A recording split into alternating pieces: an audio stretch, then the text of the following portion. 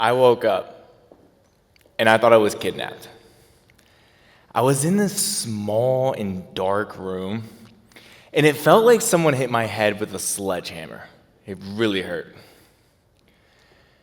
Half of my vision was gone, and the people who were speaking to me, it sounded like they were from a foreign country. I had no idea what they were saying.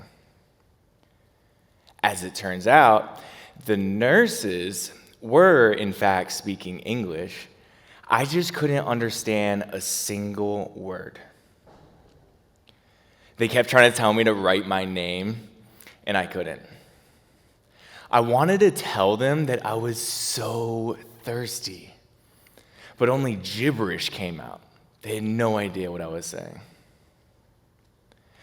That was my first moment with aphasia. A few days earlier, at 23 years old, I had a massive hemorrhagic stroke with only 13% chance of survival. The cause of the stroke was a birth defect in my brain. It's called AVM. It's very rare.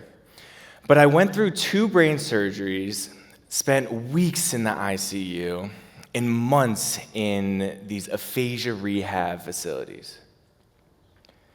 I'd survive, but not without a cost.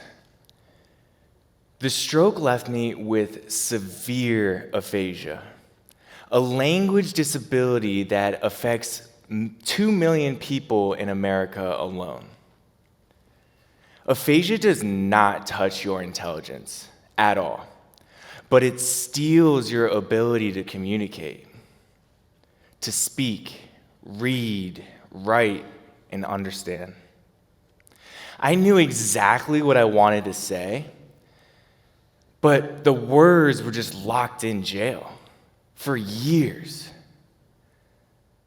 I also lost half of my field of vision, as I mentioned, something called hemianopsia. It's a hard word, hemianopsia.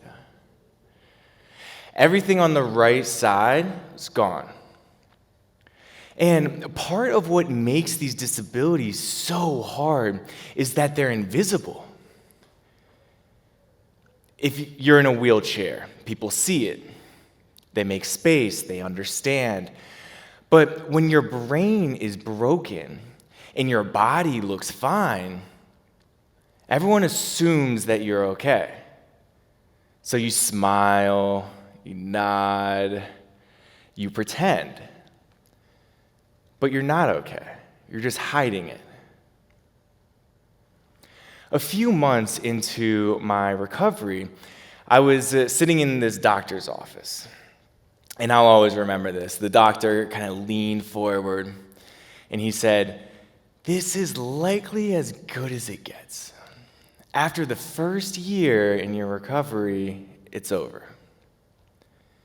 And he meant well, but here's what I heard. Stop trying.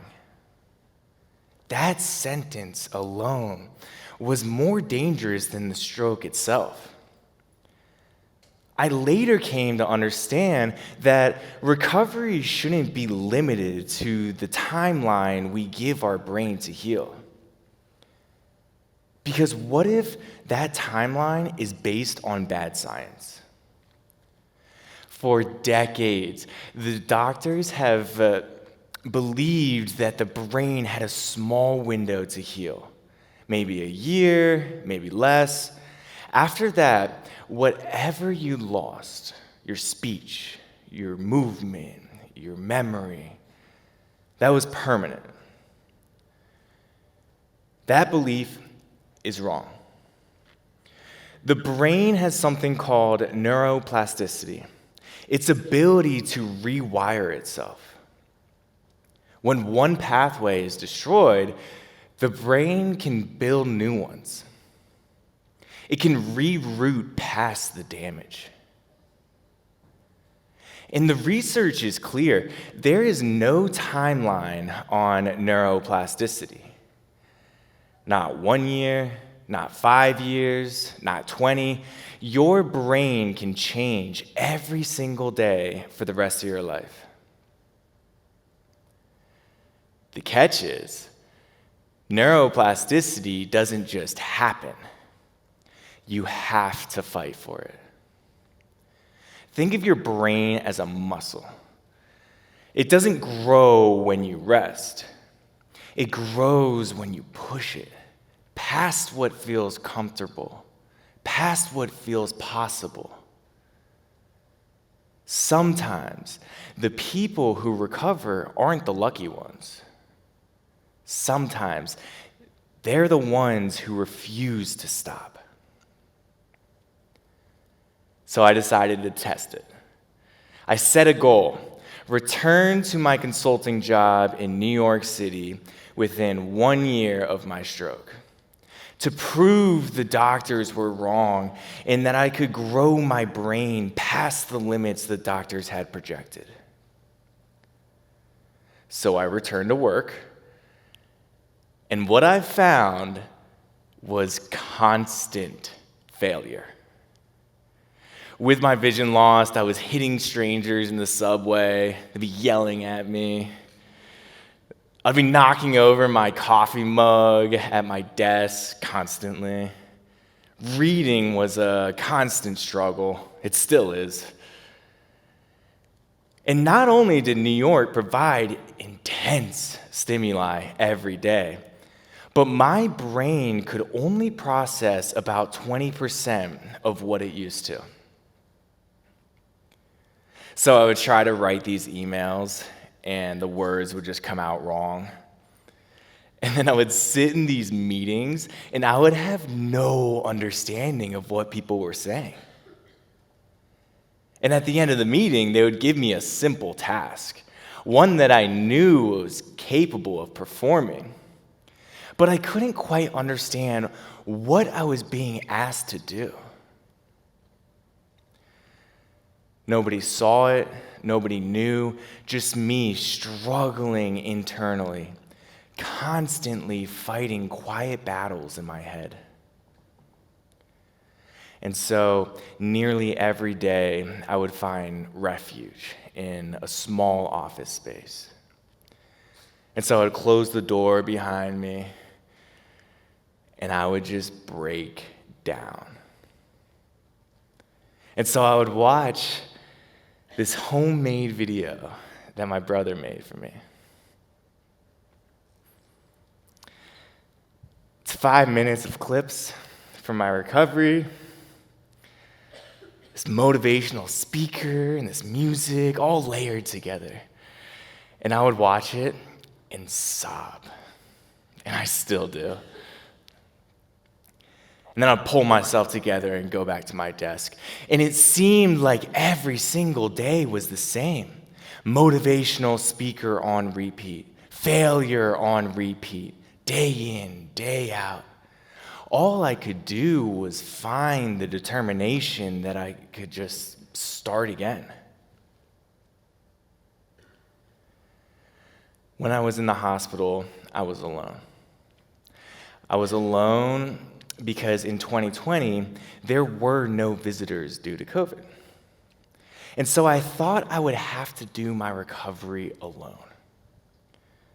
But I couldn't do it alone. I needed something to hold on to. During my recovery, I spent a lot of time with other people who had these brain injuries. And one man, I'll call him Howard, had a severe memory impairment. And so I would see him every week, and every week he would forget about me. So he would smile, extend his hand, and say, "Hi, my name's Howard. What's your name?" And I'd introduce myself again. And then he would say, "Oh, it's so nice to meet you. What's your disability?" He's so happy all the time. And I'd explain my aphasia and how I wasn't sure if I'd ever be normal again. And every single time, he'd look straight in my eyes and get really serious. And he would say, "Never quit. It doesn't matter if it's hard. just never quit. Howard didn't remember my face.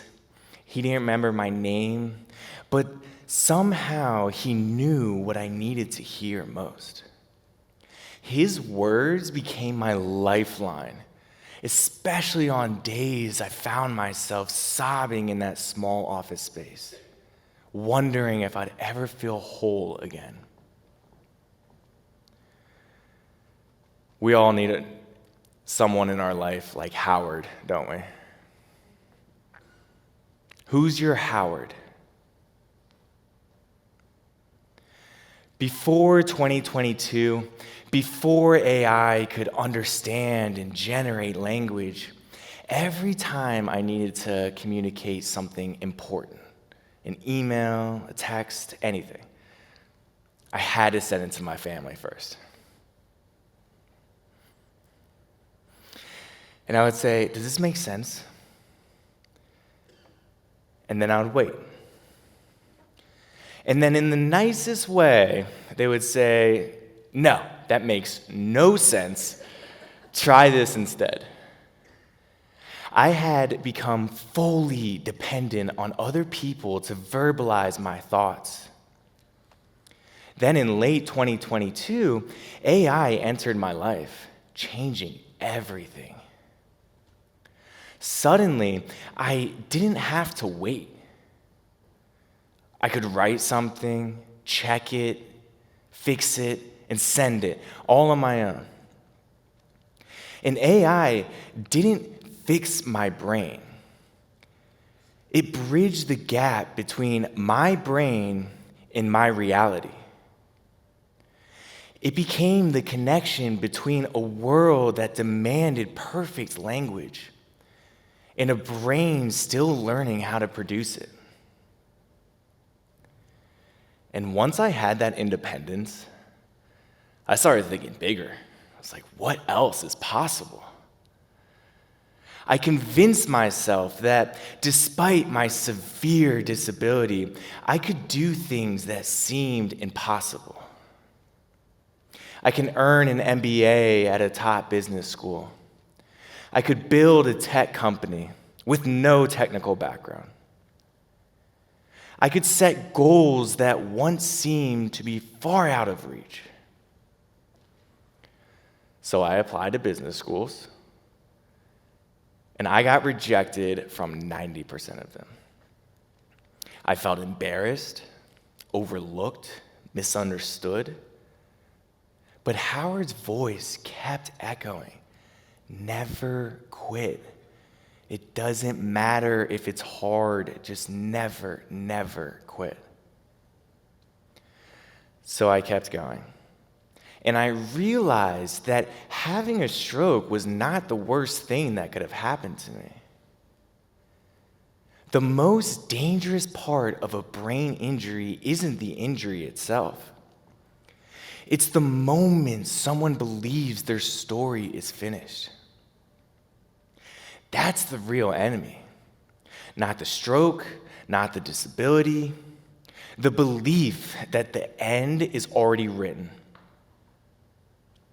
And neuroplasticity is real, and the science behind that is clear. Your brain can change every single day for the rest of your life. But none of that matters if you stop believing in your ability to grow. If you decide this is as good as it gets. If you choose to quit. Sometimes the cure isn't a pill, it isn't a surgery. The cure can be our brain's natural ability to be neuroplastic. But only if we decide to fight for it. It's been 6 years since I woke up in that hospital room, convinced I was kidnapped. Today, I stand in front of all of you, speaking, thinking, functioning in ways I once thought impossible. I now know that aphasia isn't just something that happened to me. is something I had the opportunity to overcome, something that gave me purpose. That purpose led me to build Aphasia GPT, this company helping people with language disabilities to find their voice again with technology. It led me to understand the resilience I had within myself. And this isn't just a story about a stroke recovery. It's about every moment in life where progress slows, when the results don't come, when the silence makes you wonder if you've reached the end. And here's the truth: the pause is not the end. Your brain can change. You have the opportunity to be bigger than your circumstance. But change doesn't just happen on its own. You have to fight for it. So whatever you're facing, especially the battles that no one else can see, keep going. And as long as you're still fighting, your story isn't finished. So find your Howard and never quit. Thank you.